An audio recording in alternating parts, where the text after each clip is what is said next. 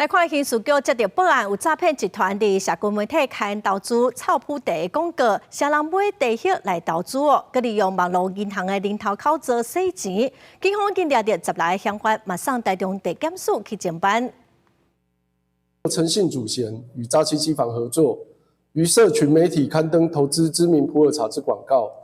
以保证获利、稳赚不赔等话术，诱骗被害人汇款购买茶叶投资。 并利用网银约定转账，快速承转大额赃款，或指挥旗下干部招募面交车手，向被害人收取诈欺款项，避免检警通报金融机构拦阻，清查被害人达44人，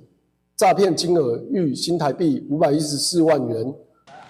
警方查到诈骗集团的基地，这集团是以投资臭铺地来诈骗，计共有44个人，哄骗超过500万哦。因透过网络找人来办口座，利用线顶转钱来洗钱。警方抓到一个姓陈的嫌犯，佮有其他共犯，计共有10来个人，已经拢移送法办咯。